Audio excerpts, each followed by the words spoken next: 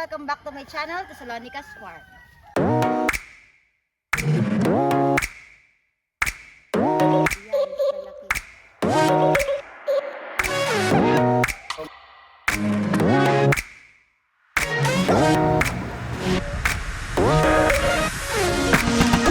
For today's video, so meron tayo ngayon na ginagawa dito sa farm dahil nag-order ako ng bagong mga tissue culture ng mga Cardaba or Saba na variety ulit. So, i-share ko sa inyo yung naging experience ko mga ka-farmers doon sa una na binili natin na tissue culture ng saging or ng mga Cardaba din na galing sa Mindanao or sa Davao.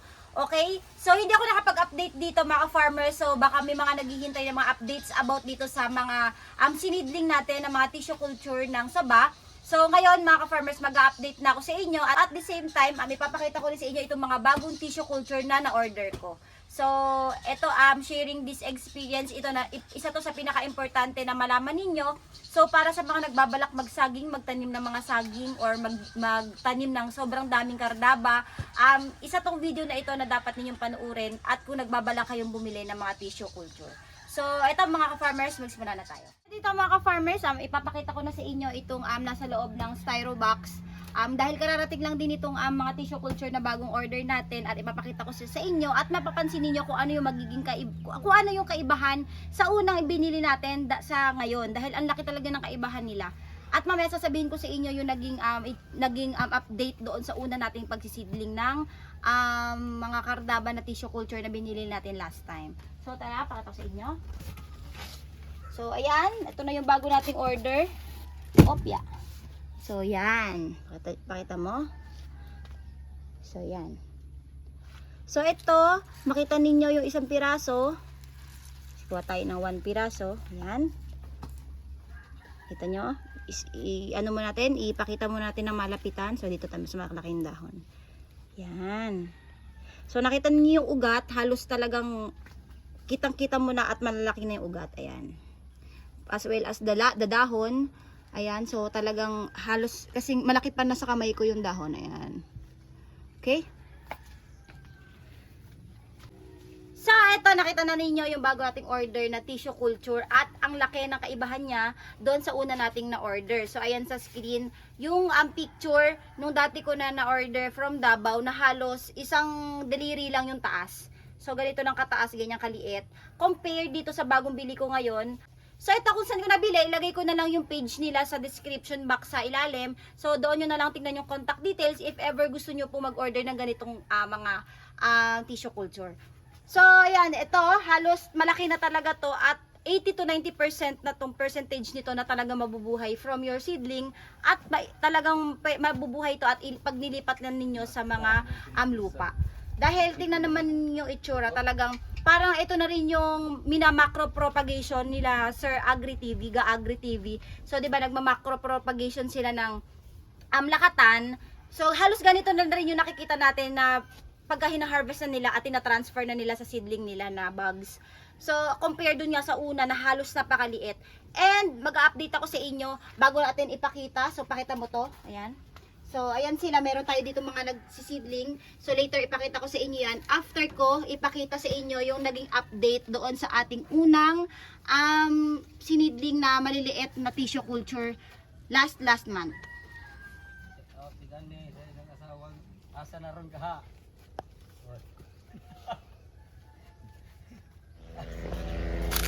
So, ito mga ka-farmers, nandito tayo ngayon sa yung binagingan ng ating mga saging na lakatan. Ayan, so naanuhan na ng damo yung iba.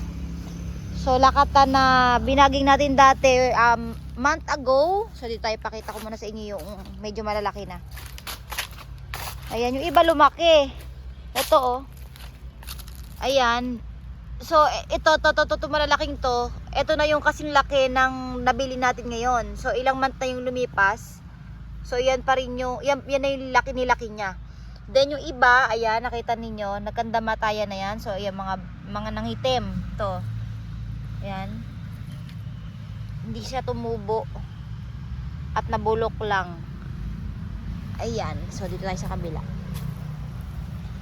So, this is 4,000 pieces mga ka-farmers, lahat ng piraso. Pero yan, may mga nabuhay naman. Pero yung growth niya, yung tagal ng growth niya is lugi na tayo dyan kasi isang buwan mahigit na yan. Pero tingnan nyo, halos ganun pa rin kalaki yung yung nilaki, yung ganun pa rin karamihan yung laki ng ating binaging na mga tissue culture. So yung ang masakit pa niyan, yung kalahati sa 4,000 piraso is namatay. So nakita niyo yung ating mga bag na black bags is wala na yung iba. So dahil nasira na at nabulok. Ayan. Pero yung iba meron naman, nabuhay naman. 'Di ba mga farmers, ang layo ng kaibahan doon sa binili natin na bago ngayon dahil ang laki na, talagang buhay na yung saging compare dito sa una kong pagbili ng mga tissue culture. So dito halos walang nabuhay. Ayan Ayan, nakita nyo, ayan, ito may nabuhay pero nabubulok. Ito wala na.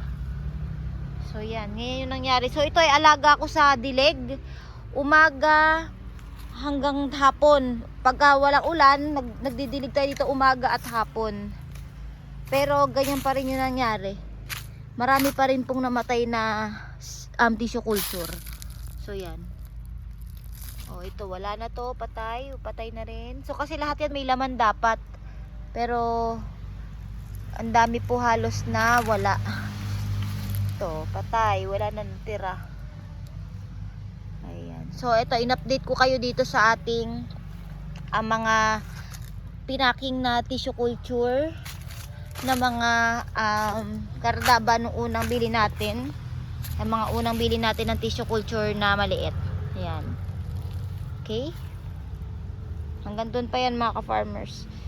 So tansya namin dito mga ka-farmers.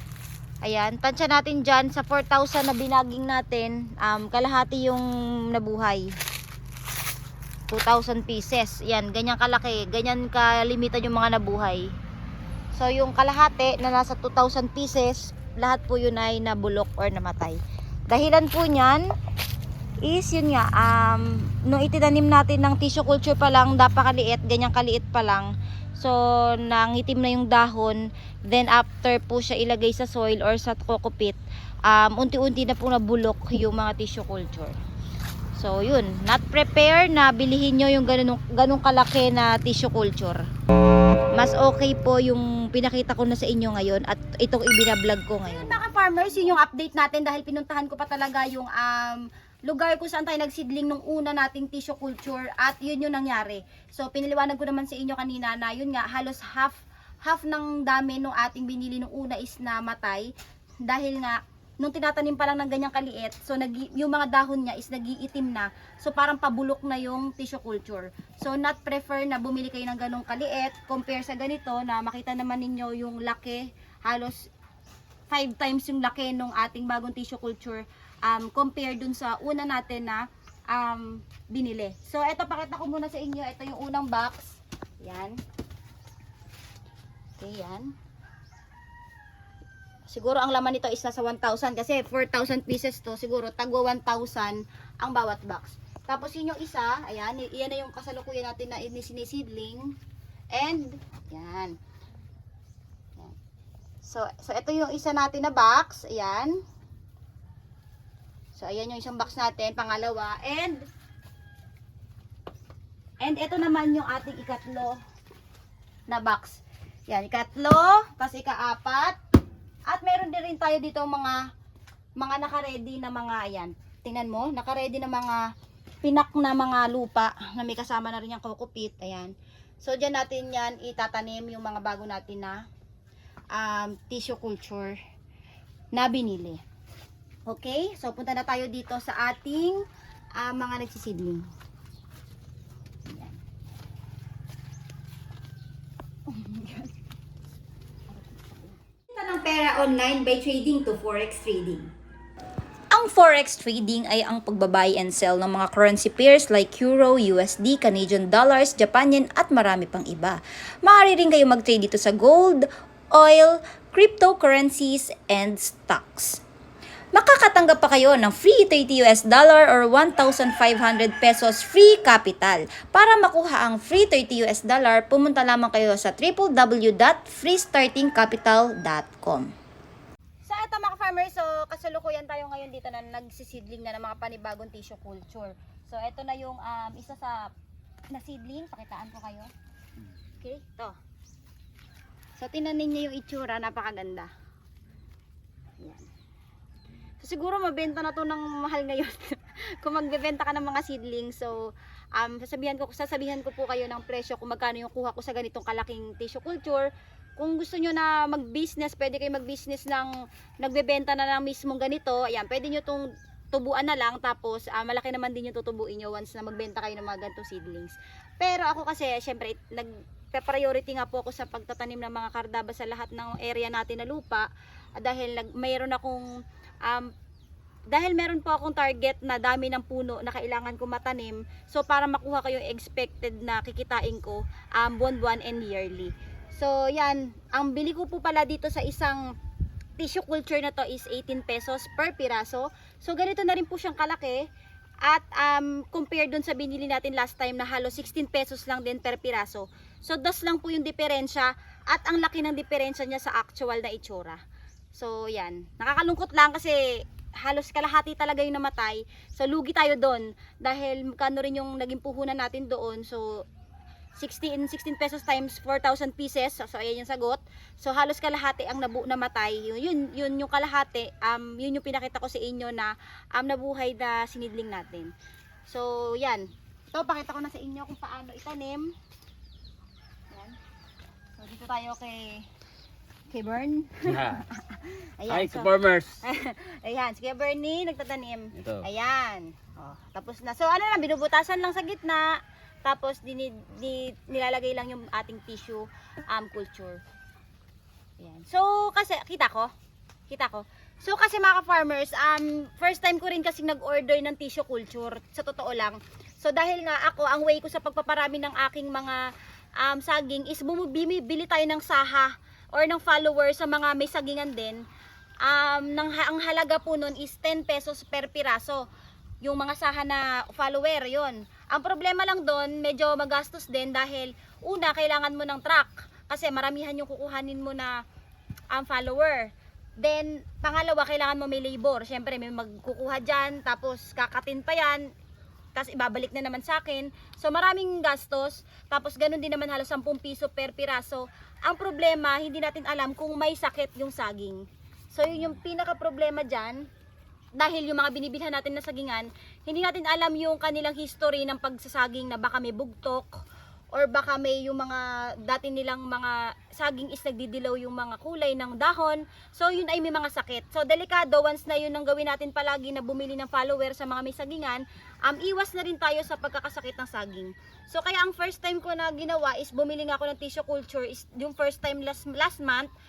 Kaya hindi ko po alam na may mas malaki pa pala na tissue culture na pwedeng mabili. So sabi ko naman sa inyo, based sa experience, trial and error lang tayo sa mga ganito. So sinishare ko po sa inyo yung failure natin dito sa unang pagbili ng tissue culture. Bakit? So yun mga farms, kaya sinishare ko sa inyo yung failure natin sa pagbili ng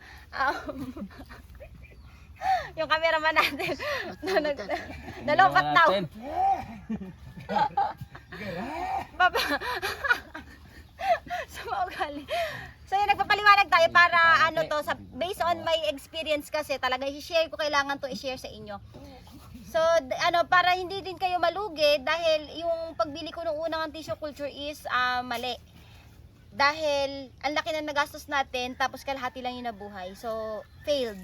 Then, ayun nga, may na-discover na tayo. Hindi naman natin madi-discover itong ganitong tissue culture kung hindi ko na-try na ma-fail sa una. So, yun, yung hindi ka matututo sa pagkakamali pag hindi mo nasubukan. So, ayun, at least, na-share ko na sa inyo na yung ganung kaliliit na shinare ko sa inyo last time is not hindi ko prefer para bilhin ng mga bagong nagsasaging. So, mas prepare ko yung ganito. Ayan, kasi unang tingin nyo pa lang, mabubuhay na yung saging. Ayan. Okay? At yung presyo, hindi siya kalayuan kasi yung iba baka sabihin, okay na kami sa maliit kasi mas mura. So, hindi natin masasabi dahil kung ang presyo is kalahati yung mahal or mura, pwede pa. Kasi kung kunwari, yung bili ko dati 16 pesos, tapos yung ganitong kalaki, pipresyohan ng magkano? Kunwari, pipresyohan ng mga 30 to 35. So, malaking tipid. Pero ang presyo lang kasi nito, dos lang yung kaibahan. Kaya dito ka na lang sa mabubuhay na nasa na 80 to 90% na yung percentage na mabubuhay yung tanim mong saging. Okay? So, pakita ko pa sa inyo dito. Dami. Ayan, to. Kita mo to. Ite. Ite. Ito po yung Ite. aming maraming Ite girlfriend. sa Siyota na taga Surigao. Madami po yung girlfriend. Hmm. Kita nyo, galing magtanim eh, oh. Ayan. Pakita mo yung nagawa mo, ha?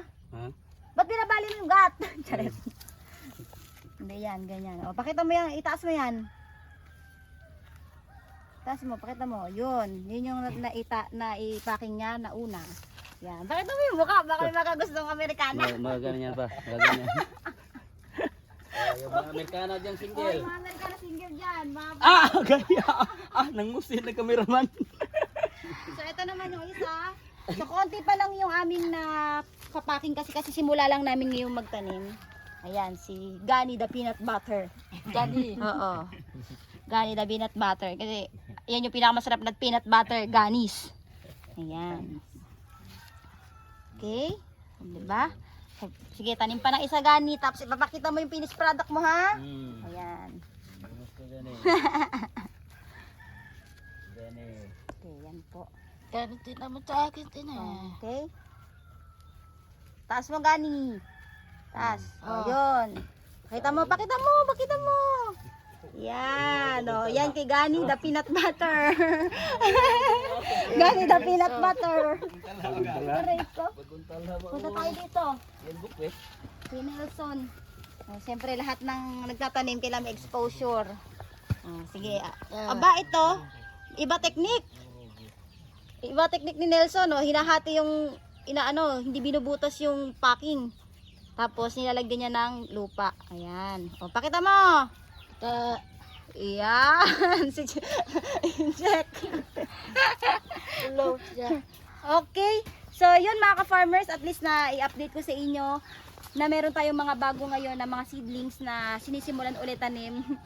Ayan. At least nagsishare ako sa inyo ng failure, hindi lang puro success yung sinasabi ko sa inyo dahil importante rin talaga na ma-share sa inyo yung pagkakamali so para maiwasan ninyo. Mga farmers, so makita ninyo sa likod ko, ayan, meron tayong lakatan dito na puno.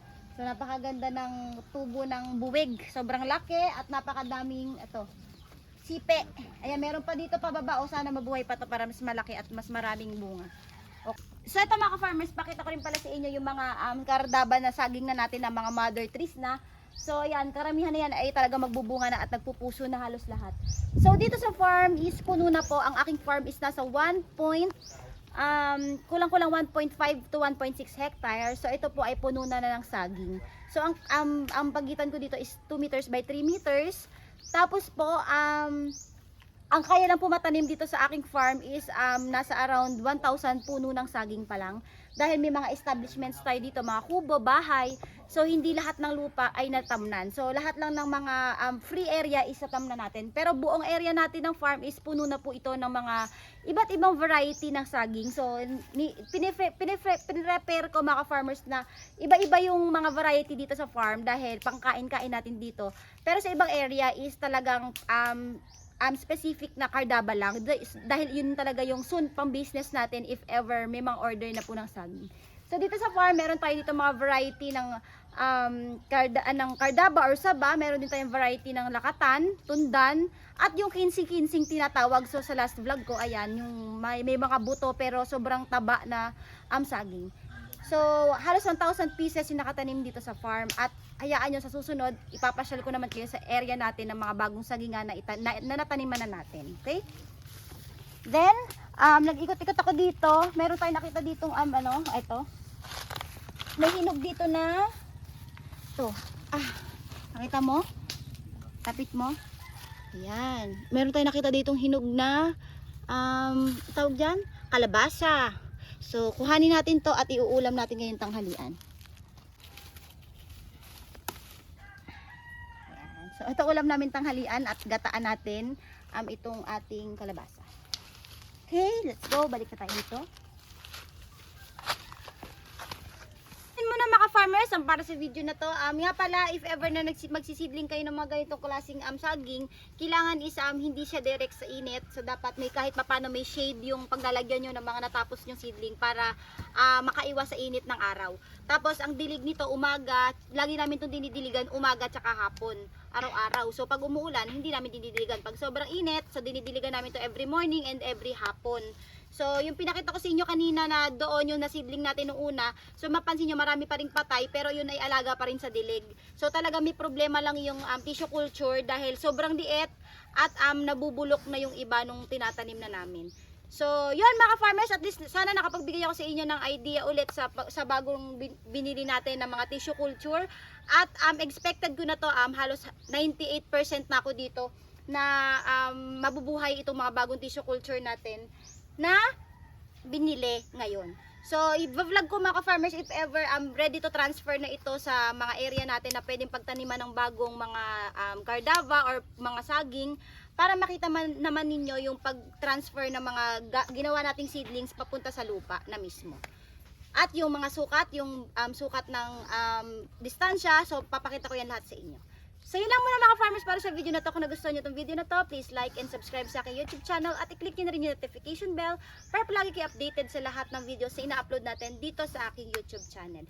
Palike na rin po na aking Facebook, Tessa Suarez, at Facebook page, Thessalonica Farm. Ayan mga farmers, happy day, thank you for watching and happy farming. Picture na tip!